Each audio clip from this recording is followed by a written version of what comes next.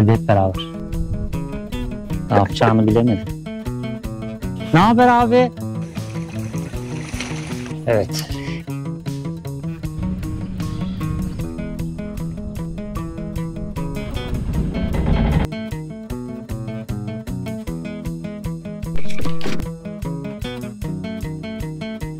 Tutamıyorum kendimi o yüzden. Biraz önce hırlıyordum Max. Ben bir özel istekte bulunabilir miyim?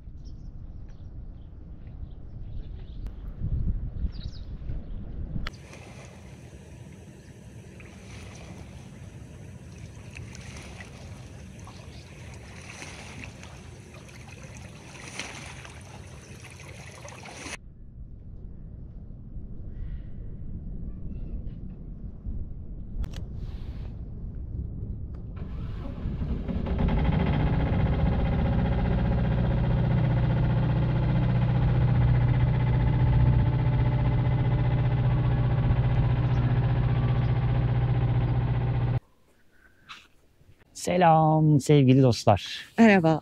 Hep beraber Gölyazı'yı gezmeye geldik. Evet, tarihi Gölyazı adasını hep beraber gezeceğiz. Müthiş bir hava var ama çok soğuk. Ellerimiz dona dona buraları hep beraber gezmeye geldik. 2 gündür acayip sis var. O yüzden çekim yapamadık. Sisin dağılmasını bekledik biraz. Şansımıza tam biz çekim yapmaya başlamıştık. Başlangıçta bilmiyorum drone'da gözüktü mü? Acayip sis vardı ama şimdi hava çok güzelken hızlıca gidip gezelim. Hadi hep beraber. Yaşam Gölyazı'da hiç durmamış. Milattan önce 5. yüzyıldan beri burası böyle yaşıyor.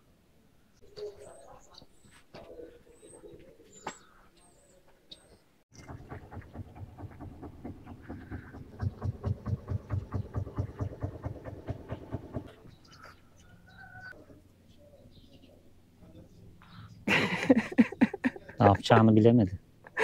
Şaşırdı şu anda ilgi görünce. Merhaba.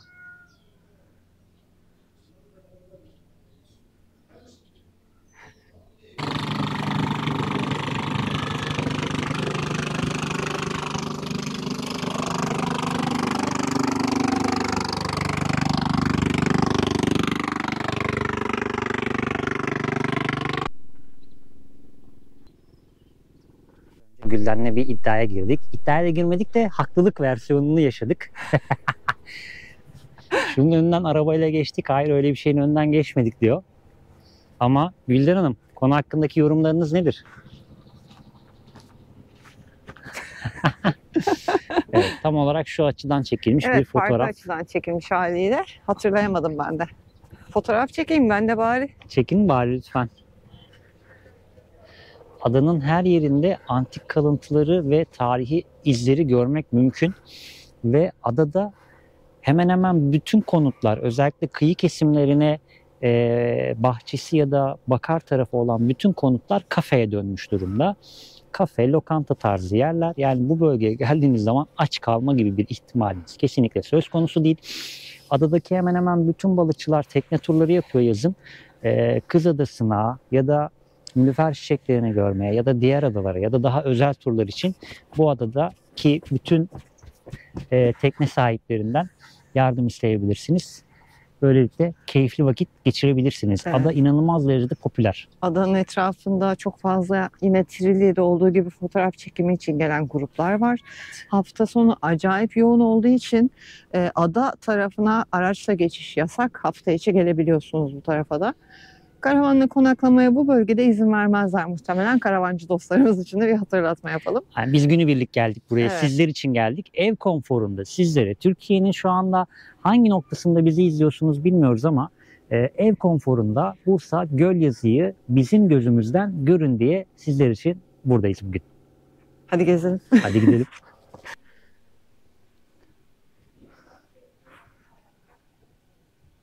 Ada etrafında ya da içinde dolaşırken böyle her sokak göle açılıyor. Evet, yani denize açılan sokaklar sadece Akdeniz, Ege'ye özgü değil. Adalarda da var. Oho. Aşağı mı? Bu tarafa mı? Sen seç.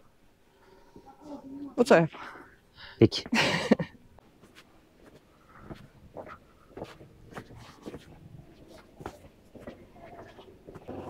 Şu eski evlere bayılıyorum ya. Evet, Şu- baksana çerçeveleri de rengarenk, altında Evet. işlemeler.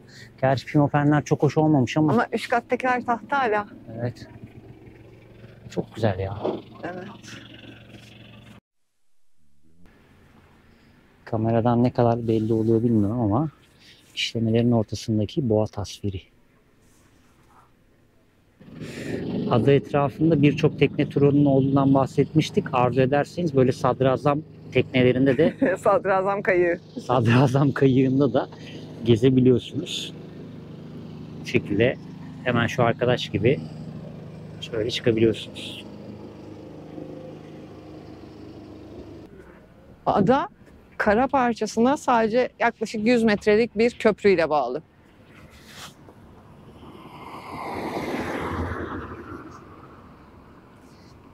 Çekime get vuran bir adam. Ada deyince aklınıza çok büyük bir yer gelmesin. Yani karaya çok yakın aslında. Zaten suların çekilmesiyle ada birleştiği için ada vasfından da ayrılıyor, yarımadaya dönüyor. Ama çoğu zaman çetin geçen kış koşullarından sonra ada tamamen ada pozisyonuna giriyor. Buradaki sular tamamen dolup adayı ayırıyor.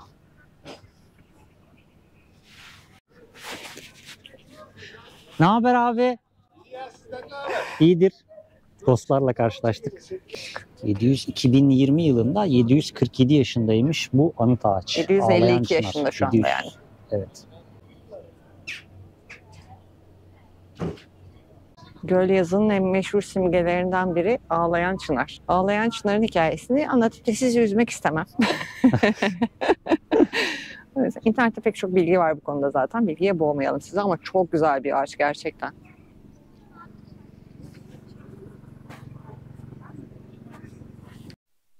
Gölyazı Kültür Evi yapılmış ama aslında Aziz Panteleimon Kilisesi olan yere gidiyoruz. Burası Ortodoks Kilisesi. Mübadele zamanından önce burada çok Rum yaşamı da varmış. Rumlar, Türkler bir arada yaşıyorlarmış. O zamandan kalma bir Ortodoks Kilisesi ama yenilenmiş.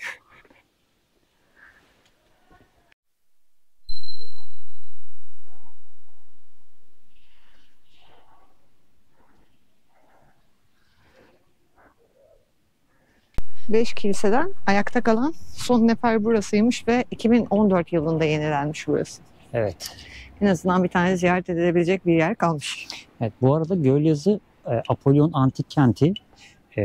Antik kent çalışmaları da başladı Gölyazı'da. Evet. Gölyazı'nın hemen giriş tarafında ziyaret etmek isterseniz biz birazdan gideceğiz o tarafa.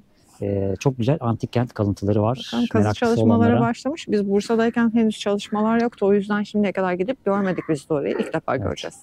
Hadi gidelim. Yine bana hüsran. Evet, ilk defa hafta içi kapalı bir antik kent görüyoruz. Evet. Normalde pazartesi günleri genellikle kapalı olur bu tip yerler. Burası cumartesi pazar açıkmış. Hatta öyle molası bile varmış. Az önce gezdiğimiz ada tarafı. Buranın her tarafını gezdik hep beraber. Üst sokaklar, alt taraflar, etrafı, köprü, geçtiğimiz köprü. Köprüden ta buraya kadar yürüdük, şimdi geri döneceğiz. Neredeyiz şu anda? Buradayız. Hayır. Nasıl hayır? Neredeyiz şu an?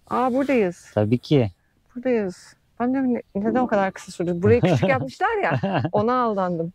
Doğru. Ben sanki tiyatro yanılttı beni. Tabii. Üst Şehir taraf. girişi, şurada şehir kapıları. Evet.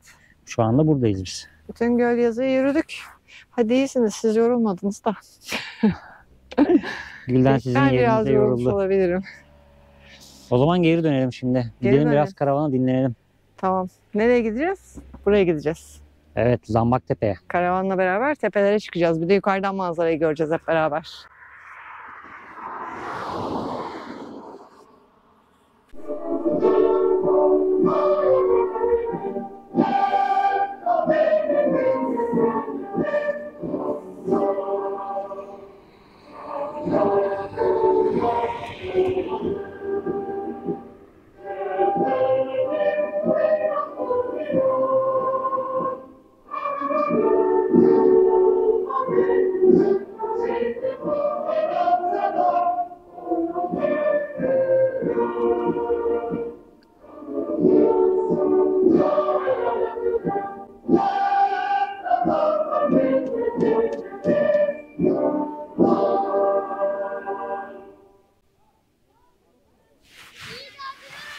İyi Rahat. tatiller arkadaşlar.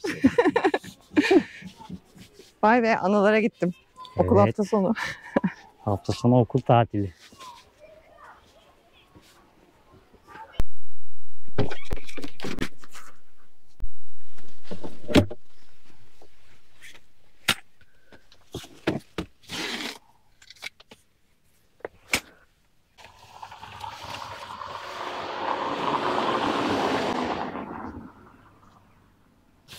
Açtım mı? Mikrofonu kolyeme sıkıştı. Yardımcı olayım mı? İyi olur. İyi, içine girdi iyice. Bu tarafa doğru çektim. O arada sıkıştı. Bu tarafa çekersen çıkması gerekir sanırım. Teşekkür ederim. Buraya mı koyayım? Ya burayı güneşe koyalım. Tamam. Isındık bayağı yürürken ama otururken üşütür bu rüzgar. Masamız içeride miydi? Evet, galiba öndeydi. Eşek sıpası. Al bakalım. O bunun için koşturuyor benim peşimde. Hmm. Cebime koydum. Kokusunu aldı herhalde.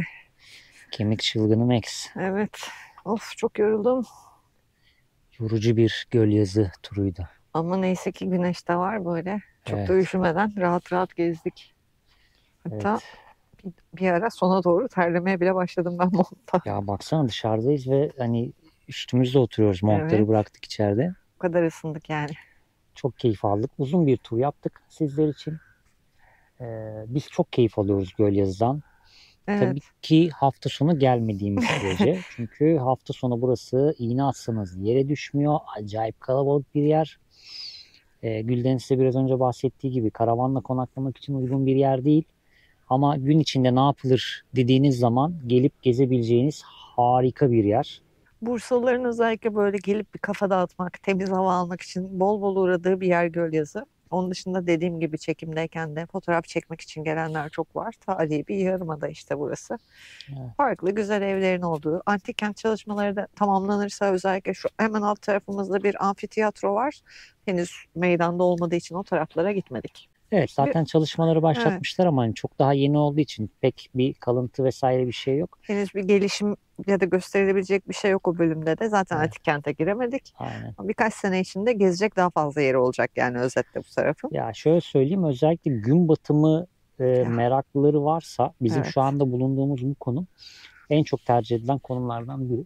Hem adayı görüyorsunuz hem gün batımı gölün üzerine inanılmaz güzel derecede batıyor. Evet. Şansınızı havada açık vesaireyse falan, biraz da bulutluysa efsane güzel bir size hatıra kalır. Evet. Hem de fotoğraf çekmeyi seviyorsunuz. Çok güzel fotoğraflar Bugün çok çıkartabilirsiniz. sisli, maalesef gözükmez gün batımı. Göstermeyi Evet. çok isterdik size ama gerçekten Bursa'nın en güzel gün batımlarından biri bu noktada özellikle. Kesinlikle öyle. Belki eski fotoğraflardan bulursak Koyarız ekleyebiliriz. motosikletle geldiğimiz Evet. zamanlardan. Vardır telefonlarda hala. Evet. Ayrıca ben hemen bir teşekkür etmek istiyorum sizlere. Sen de onu mu edecektin galiba, bilemedim de. Sen buyur. Bir önceki videoda size bahsettiğimiz Hype uygulamasında şu an itibariyle ilk 10 içerisindeyiz. Evet. 500 küsur bin Hype puanı aldık. İnanılmaz motive etti bizi bu. Acayip bir motivasyonla doluyuz şu anda sizin Bir sayenizde. önceki videomuzda ilk 100'e girdik diye sevinerek anlatmıştık. Zaten destekleriniz için de teşekkür etmiştik. Ve bundan önceki videomuzda, yani sizin son izlediğiniz videodaki Hype puanı destekleriniz sayesinde bu sefer ilk 10'a girdik. Bu videodan sonra da artık Ya ilk 10'un içinden baş sıralara falan sıyrılırız belki. Yani bilemiyorum. O yüzden videonun yorum kısmını sağa doğru çektiğiniz zaman orada Hype ekranı açılıyor. Şimdilik sadece Android telefonlarda ya da Android televizyonlarda Android işletim sisteminde gözüküyormuş. Evet. Orada gözüküyor. Onun haricinde ben şunu hatırlatmak istiyorum ama haftada 3 defa, isterseniz arka arkaya, isterseniz farklı günlerde ücretsiz olarak Hype puanı verebiliyorsunuz. Yani bu tek seferlik bir şey değil. 3 sefer istediğiniz zamanlarda Hype puanı verebiliyorsunuz. Ücretli kısmındaysa sınır yokmuş. Yani yorumlarda sormuştuk, deneyenler yazsın diye. Evet, sınır birkaç yokmuş arkadaşımız özelden bize mesaj iletti. Evet. Ben sizi birkaç kere verdim. 4-5 kere de verilebiliyor. Siz rahat olun diye böyle sağ olsunlar. Biz ücretli Hype da göndermiş. Bilgilerini aktaralım. Aynen. O ücretli Hype'da da ücreti YouTube'a vermiyorsunuz siz. Onun çok büyük bir çoğunluğu kanal sahibine, yani bizlere geliyor. Kanalımıza geliyor. Bu şekilde de kanalımıza doğrudan destek olmuş Normalde oluyorsunuz aynı YouTube zamanda. üzerinden yapılan maddi desteklerde hemen hemen %55'i gibi bir kısmı YouTube ve vergilere kesiliyor normalde, ama bu Hype özelliğindeki ücretli yapılan puanlamalarda %70 gibi bir oranla içerik üreticiye gönderiliyor ödemelerin tamamı. Bu da sizlerin bizim kanalımıza ve bizlere doğrudan desteğiniz olmuş oluyor. O yüzden de ayrıca teşekkür ederiz ücretli Hype gönderen dostlarımıza da. Ya da gönderecek olanlara da şimdiden teşekkür edelim. Peşin peşin. Aynen öyle. Ama bizim için sizlerin en büyük desteği, her zaman söylüyoruz, her zaman dile getiriyoruz. Videolarımızı beğenmeniz, videolarımıza yorum yapmanız ve videolarımızı beğenebileceğini düşündüğünüz arkadaşlarınızla, eşinizle, dostunuzla paylaşmanız aslında bizim için en büyük destek. Kesinlikle. Yani diğerleri çorbanın tuzu biberi diyebiliriz.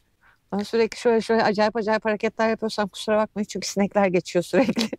Evet, böyle kulağımın dibine, gözümün önüne geliyorlar. Tutamıyorum kendimi o yüzden. Acayip bir sinek popülasyonu var malum. Hem göl çevresi hem hemen aşağısı sazlık falan. Evet. O yüzden bu bölge çok fazla sinekli. Özellikle böyle güneşli havalarda ve yaz akşamları buralar çok sinekli oluyor. Maalesef. Bugün beklemiyorduk ama şimdi bir rüzgarla beraber uçuştular herhalde. O yüzden öyle saçma sapan davranmış olabilirim sen konuşurken. Gözlerim kamaştı ışıktan. Takmadın şapkanı. Ben doğru, taktım şapkamı. Ada tarafına hiç. doğru bakınca ışıktan su yansımasından. Evet, sen benden kemiğini aldın Max'cim, yemedin, bıraktın orada yerde. Unutacaksın onu orada, sonra isteyeceksin yine benden. Diğer köpekler de burada. Evet, alırlarsa kemiğini. Ya ne olur sonra? Nerede kemik?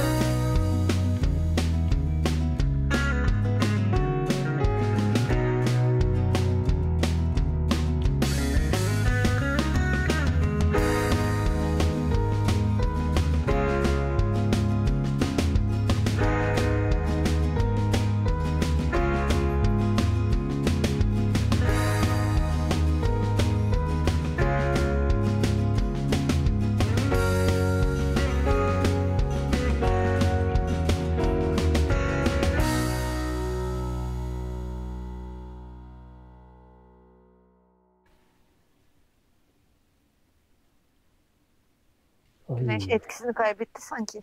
Evet ya, biraz serinlemeye başladı hava. Evet. Kesin. Daha Esinti de yukarıda yükseldi. ama. Evet, rüzgar üşüttü beni büyük ihtimalle. Olabilir. Yaklaştın kapıya, içeri mi kaçacaksın? Ben evet. Yavaş yavaş gidiyorum sandalyeyle kaya kaya. Geçelim içeriye ufak ufak. Geçelim hadi. Bu kara çocuk da geldi Biraz da zaten. içeride mayışalım. Eşek sıpası. Biraz önce hırlıyordum Max'e. O da benim arkamda bırakıyor. Yapıyor. Sakın ha. Maxim onlar gidecekmiş şimdi evine. Biz de evimize giriyoruz, tamam mı? Allah sesi. Allah sesi. Bak nedir o ses? Hayır, çıkmak yok. Hayır. Hayır. Hayır. Tut onu da. Çıkmak yok. Tutuyorum. Seni kokluyor seni. Hadi Hadi girelim gidelim içeri. içeri. Hadi içeri. Hadi içeriye bakalım. bakayım. Herkes içeri. Hadi bakalım. Herkes evine. Zaten onlar yaklaşınca Max kemiğini kapıp içeri gitti direkt. Kemiği götürdü. Hmm. Aha, bir tane daha köpek geldi. Hmm. Ben şunları arkaya atayım. Tamam. Max içeri geri git. Geri git. Alırım onu şimdi. Onu ben alayım istersen. Sen sandalyede. O arkaya koyayım bunu. Tamam. İçeriye alıyorduk ya normalde. Kafam oraya gitti. O zaman ben giriyorum. Sen gir. Ben de bunları toparlayıp gelirim şimdi.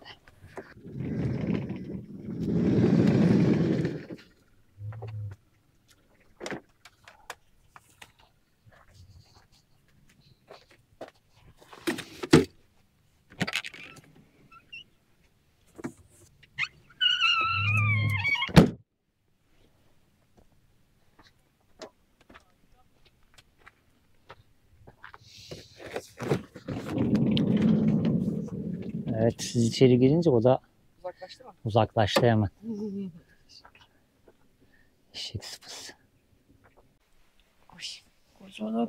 Kozolu çocuk.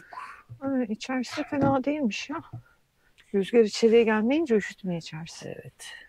Dışarısı da fena değil de akşam Rüzgar üzeri saat başlayınca. 5'e yaklaştı.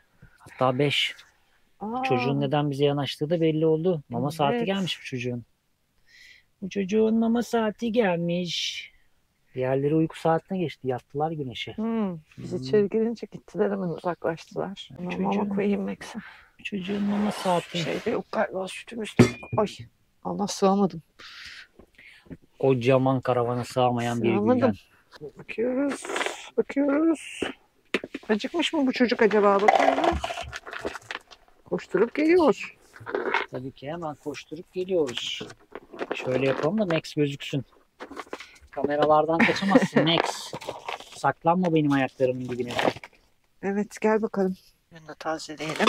Buyurun efendim, mamanız hazır. Buyurun küçük bey. Buyurun. Buyurun. Suyunu da doldurayım. Yeniden taze taze. Biraz gürültü yapacağım. Üzgünüm de.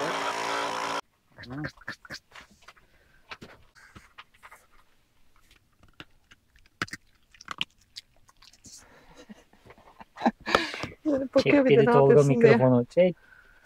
Beni değil aleme rezil etme. Kıtır kıtır yiyor çocuk şurada rahat rahat. Özlemişiz Gölyazı'yı yalnız abi. Biz de Çok uzun herhalde zaman 3 yıl oldu. oldu mu? Belki daha bile fazla Fazlası olmuştur. var.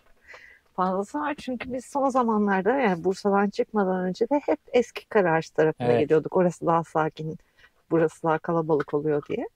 Bayağı oldu. 5 yılı geçmiş bile olabilir. Olabilir. Uzun Değişen zamandır hiçbir şey gelmedik. olmamış. Burası bir Evet. turizm beldesi aslında. Yani çok fazla yabancı turist ve özellikle turlar geliyor buraya. Evet.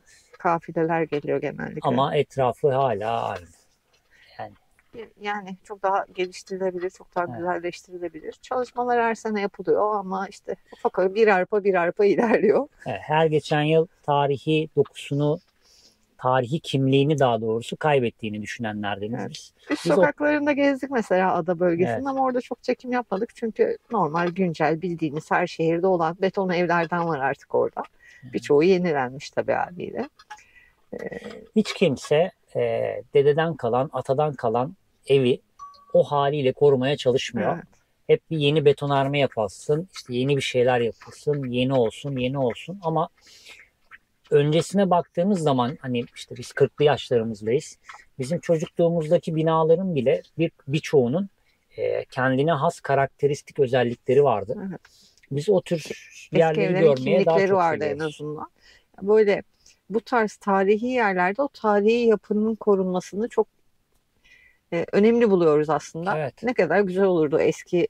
Ya, evet, evin içini sen istediğin kadar tabii. güncelleştir, modernleştir. Yaşamı kolaylaştırmak için tabii ki modernlik avantaj. Tabii ki ihtiyaç artık modernlikte. Ama dış görüntüsü o tarihi yapıya uygun olsa çok daha Ya, rağbet görür bence burası. tatlım, Birçok yer için geçerli tabii. Şimdi burada olduğumuz için burasıyla ilgili örnek. Şimdi Norveç tarafına bakıyorsun. Evet, Mükemmel tarihi evleri var. Yani adam evet. yapılış tarihini söylüyor. 1800'lü yıllardan bahsediyorlar.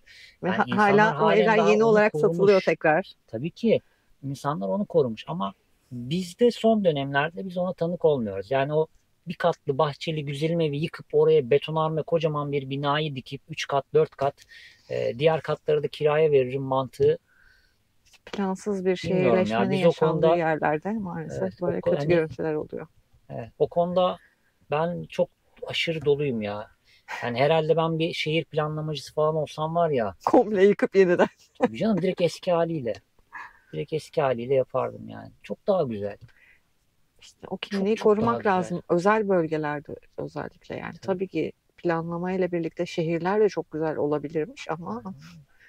bunca yıl sonra artık çok geç tabii çoğu bölge için maalesef. Neyse bu konularla sizi ben daha fazla sıkmayayım. Çünkü ben bu konulara girdiğim zaman çıkamıyorum maalesef. Sohbet esnasında da öyle oluyor. Konu oradan giriyor. İşte çok böyle Evet, hala kapatamıyorsun. hala kapatamıyorum şu Hala anda. kapatamıyorsun. Güzel yer. Ay, Bursa'nın böyle farklı özellikte ve farklı güzellikte olan birçok yeri var işte. Daha evet. önce de birkaç yerini gösterdiğimiz gibi. İznik Göl Kıyısı'na gittik. Burası Uluabat Göl Kıyısı.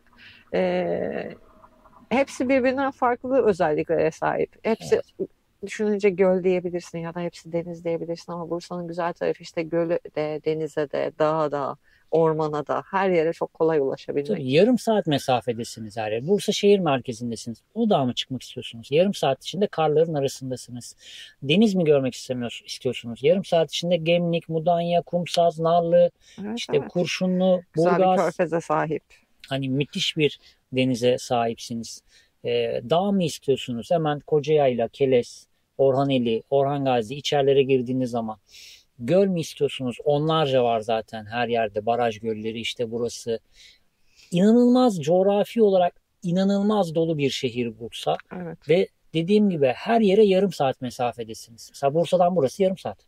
Bursa'nın en güzel yanı bu bence. Aynen. Hep şey diyoruz ya biz şehirleri sevmiyoruz. Daha çok doğada vakit geçirmek istiyoruz. Bursa'nın o açıdan da çok avantajı var. Şehir içine girmeden Tabii tabii. geldiğimizden beri bir ya da iki defa şehir merkezine gittik Aynen. sadece. O da mecburiyetten birkaç iş vardı. Şehir merkezini sevmiyoruz derken bunlara kendi memleketimizi de dahil ediyoruz. Maalesef doğada bu tip yerlerde daha fazla vakit geçirmeyi seviyoruz. O yüzden size şehir merkeziyle ilgili gösterebilecek, belki de içerik olarak gösterebilecek pek çok şey olabilir ama biz biliyorsunuz ki kendi keyif aldığımız e, yerleri göstermekten, Ya kendi kendi keyif yaşam aldığımız yerlerde yaşamaktan mutlu olduğumuz için, siz de bizim yaşantımızı izlediğiniz için bunları bunları gösteriyoruz. aktarmış oluyoruz. Yani bizim gözümüzden Evet. bizim hayatımızı görmüş oluyorsunuz. Bizim hayatımıza ortak olmuş oluyorsunuz. Ev konforunda, sıcacık koltuğunuzda, değil mi? Biz burada Evet. üşüyerek sabahki çekimlerde Sabah özellikle çok gerçekten benim Sabah ben ellerim şey yaptım. tutmuyordu. Sen drone çekerken ben şapkamı falan taktım. Yani Evet. yakamı kapattım iyice. Ama Öyle bir öğleden havadan. sonra güzel güzel bir Montu hava. attım sonra tekrar üstünden. Güzel bir Yani hava. öyle güzel, keyifli bir vakit geçirdik. Umarız siz de bizim geçirdiğimiz bu keyifli vakiti size aktarabilmişizdir ve sizler de keyifli bir video izlemişsinizdir. İzlediğiniz bu videoyu beğendiyseniz beğen tuşuna basmayı unutmayın. Sizin beğen tuşuna basmanız bizim için gerçekten çok önemli. Kaçak yolculuk yapmayın. Videomuzu ilk Türkiye defa izleyip bize abone değilseniz abone olmayı unutmayın. Kaçak yolculardan olmayın. Eskiden beri söylediğimiz gibi. Kaçak yolcularımızı da gezdiriyoruz memnuniyetle. Fakat abone olup bize destek olursanız tabii ki çok memnun oluruz. aynen öyle. Yani sizin orada yapacağınız bir beğeni kanalımıza en büyük destek. Yapacağınız bir yorum ya da birkaç yorum kanalımız adına en büyük desteklerden biri. Biz şunu gördük. YouTube'un 500 bin aboneye kadar olan, parlamakta olan kanallar için yapmış olduğu Hype uygulamasında Biz size bunu ikinci aktardığımızda ilk onun içine girebiliyor olmamız Evet. demek ki bizim kanalımızın bir yerlere gelmesi gerektiği kanaatindeyiz. Hep Evet. beraber bunun aynı kanaatteyiz. O yüzden bu kanalın bir yerlere gelebilmesi için ve aynı zamanda kanal bir yerlere geldikçe bu bize de teşvik oluyor. Tabii. Bize de destek oluyor. Çünkü biliyorsunuz biz maaşlı çalışan ya da sabit geliri olan insanlar değiliz. Çok ufacık bir YouTube gelirimiz var. İşte makrame öğretiyoruz. Bu yıl makremenin yanına belki makremenin önüne geçer bir şey daha planlıyoruz. Onu da yakın zamanda size anlatacağız. Evet. Hani bir şeyler üretip satarak hayatta kalmaya çalışıyoruz ve bu hayatta kalma sürecinde de sabit bir evimizin olmadığını size defalarca söyledik. Kanalımıza yeni gelen arkadaşlarımız için de bir kez daha söyleyelim. Sabit bir evimiz yok. Tek yaşadığımız ev 13 metreküplük bu karavan. O da takribi 6,72 metrekare Evet, falan geliyor. 6,72 metrekare, 7 metrekare bile değil alanımız. Evet. Ama işte gördüğünüz gibi manzaralarımız sürekli değişiyor. Gezgin bir yaşam sürmek için bu şekilde çalışıyoruz aslında. Aynen İşte öyle. makrame üretiyoruz, YouTube'dan gelir elde ediyoruz ve bu hayata da devam etmek istiyoruz tabii haliyle bu şekilde. Çok güzel hayallerimiz var, defalarca bahsettik. İnşallah o hayallere ve hedeflerimize ulaşabilmemiz için haliyle biraz daha büyümemiz gerekiyor. Evet, bunda da en büyük destek sizlerden gelecek. Sizler kanalımızı büyütmemizde bize yardımcı olacak en nadide insanlarsınız. Öyle mi denir? Evet. Evet. Buradan benim sesler gelince benim birazcık şeyim koptu. Dikkatini dağıldı. Evet. Ne oldu? Evet, ne oldu Max'cim? Mama bitmiş. Tamam Afiyet dediniz diyor. olsun. Geç Gülden'in yanına. Gelebilirsin Geç, buraya. arkadaşlar seni de görmek istiyorlar öyle. Gel bakalım. Kaçıyorsun ara ara. Gel. Dönemedin mi? Koca Koca popo döndü. gel. Bacağımdan Hoppa. dönemedi. Nereye? Şuraya gelsene ya masanın altına. Niye saklanıyorsun? Şöyle hemen alalım. Masanın altına niye saklanıyorsun? Gel bakalım. Onun aklı dışarıda şu anda da o yüzden. Kapı da açık. Arkadaşlar Evet, da kapı da uzakta açık. orada. Aklı orada Tamam, kaldı. yat oraya. Yat oraya. Aferin. Evet. Daha geldiğin gibi niye bana pati uzatıyorsun? Bir otursaydın önce. Merhaba. Evet, ne istiyorsun? Merhaba. Merhaba. Merhaba Max, hoş geldin. Kapatalım mı? Max. Ne istiyorsun Max? Ne Ne diyor? istiyorsun? Mıncıklasanıza diyor. Kendi diyor. kendinize konuşmayın, hep benimle diyor. ilgilenin diyor. Hep diyor mıncıklasanıza beni diyor. Hep şöyle Ama senin masaj burada yapsanıza bana kemiğin diyor. var, kemiğini yesene. Kemiğini de yemiyorsun. Kemiğin içini mi çıkartmış o? Evet, içi çıkmış, dış kabuğu duruyor. Nerede onun içi? Şeffaf, görüyor musun? Nasıl yaptın onu? Nasıl becerdin onu? Öyle yani, Bursa'yı gezmeye devam ediyoruz arkadaşlar hep beraber. Evet, bir süre daha Bursa'yı gezeceğiz. Ondan sonrasında şehir şehir Anadolu turumuz start Evet. verecek inşallah. Bunun planlamasıyla uğraşıyoruz bir yandan. Bulunduğumuz şehirlerde ya burası haritalarda yok. Buraya geldiğinizde, bu şehrinize geldiğinizde mutlaka buraya da görün diyeceğiniz yerler varsa bunları yoruma yazın. Ben bir özel Çünkü- istekte bulunabilir miyim? Evet. Ben hep şey diyorum ya, şimdi sen de hak vereceksin bana. Hı. Evet, hep söylüyorsun diye. Ben hep böyle bir çocukken biz pikniğe giderdik ve böyle genişçe ve diz hizasında, tamam mı? Detay da veriyorum. Geniş ama hani böyle küçük dere değil. Genişçe diz hizasında suyu olan akar bir su kenarında karavanla girip konaklayabileceğimiz bir yer istiyorum. O kadar zamandır gittik gezdik. Evet, şeyde falan kaldık mesela Antalya'da. Çayın orada falan Evet. kaldık ama o değil. O çay. O büyük çok şey. O değil. O değil. O Daha, derin. daha Çok kısa. hızlı akıyor o su falan. Hı. Yani derenin biraz geniş olsun. Karavanla yanaşabilelim. Yakınınızda, civarınızda, memleketinizde böyle yerler varsa. Türkiye kıyı ve sınır şehri turuna çıktığımızda Gülden tutturdu bir dere kenarı, bir Dere dere kenarı. kenarı. Dere kenarına gidiyoruz. Hayır bu dere değil. Bu ne diyor, ufacık diyor, akıyor. Manavgat'a gittik. Bu da diyor çok büyük diyor. Burası da olmaz diyor. O da olmuyor. Hayalimdeki yeri bulamadım Max, hala. hayır. Şey de yani Bursa'da çok vardı böyle bir yer ama karavanla ulaşılabilir yerler değil Evet. ve maalesef artık sular bizim çocukluğumuzdaki gibi akmadığı için onlar genellikle küçülmüşler. Böyle bir hayalim var yani, bildiğiniz bir yer varsa tavsiye alırım şimdiden, ben kaydederim onları. Koca Türkiye'nin etrafını döndük dolaştık, öyle bir yerde kalmadık. Fırat'ın kenarında kaldık. Ama o bile olmadı hayır, yani. hayır. Ama Fırat nehir. Ya. Nehir orası. İyi. O kadar değil yani. Şimdi detay verdirme Tamam. bana, metresini, boyunu falan. Yani birden Siz anladınız muhtemelen beni bence. dizlerine kadar suya girebileceği. Yani dere dediğin odur yani, böyle Evet. tatlı tatlı akar. Biraz geniş olsun, böyle hani incecikte çeşme suyu gibi akmasın. Sipariş veriyorum yalnız şimdiden.